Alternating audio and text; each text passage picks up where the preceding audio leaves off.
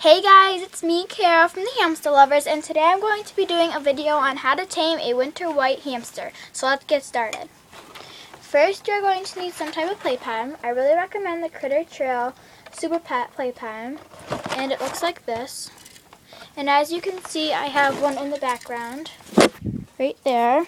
It comes with the green mat, but as you can tell, you could also use that type of just like any container or drawer that you have if you can't afford the Critter Trail playpen, which run about $15.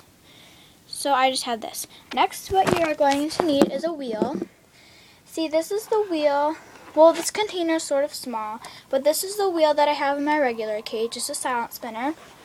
But actually, I have this extra wheel, but it's too big to be put in the container, so I'm just going to be using this while this one is in the cage with my other hamster Boris. So today I'm going to be using Gabe, and what you're going to do is, if you are a beginner, I really recommend having gloves on, the big fluffy gloves, or just any type of gloves, because especially for dwarf hamsters, because they tend to bite a lot more than teddy bear do. And trust me, it's not on purpose, they're just scared a lot.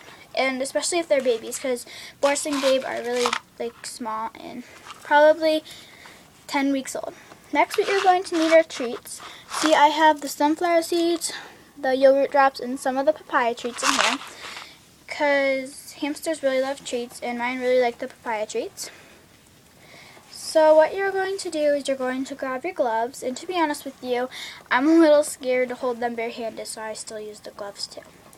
So what you're going to do is you are going to pick up your hamster. One second. I'm trying to get a good way to pick him up because this container is so small.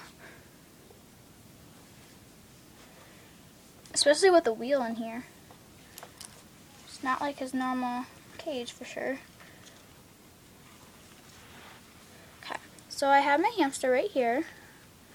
And you're just going to hold him with the gloves on. And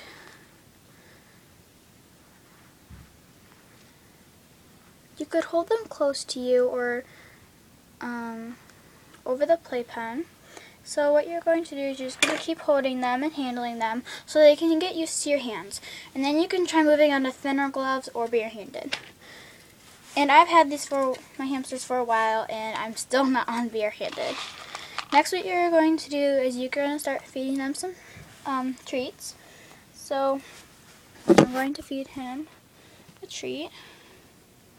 But yeah, I'm going to wait until he's on his wheel, because it's really good to feed him on the wheel. So he sees it. Sees. So he's just going to start eating it. But I wouldn't feed him too many of the treats, because that can be unhealthy for them. So don't feed them a lot of treats, even if you think they're going to get more tame, because they're not. They're probably just thinking, well, I'm going to get a lot of treats in this process, which they are, but just don't give them a lot of treats, because it's not good for their health. So just keep holding them, like I said, and if you're a beginner, I really recommend the big fluffy gloves. And then once you have the big fluffy gloves on both hands, then you can move on to one-handed fluffy glove. But I tend to learn when I try to pick them up barehanded that it's easier to scoop them up with the glove and then put them in your bare hand, because if you just go like this, they'll start biting it because they don't really know what it is. But so that's why they just got to get used to being handled with the gloves. So just keep doing this process about probably 4 times a day. Just make sure you don't wake them up when you do it. So just make sure you do it at night or something when they are awake, because it's not good to wake up your hamster. I wonder what my hamster's doing. He's scratching at the wheel. It's funny. So just make sure if you have 2 hamsters that you do it with both hamsters, because if you only do it with one of them and forget about the other one about doing it, then the other one might learn from the other one to not be tame. So then you'll have to restart the process. Make sure you don't skip a day in training, because then they're just they're supposed to be used to being held, and if you skip a day of handling them, they could get untamed. And you don't want that to happen. that's basically it for today. I hope you learned a lot and I hope you enjoyed. Thanks for watching.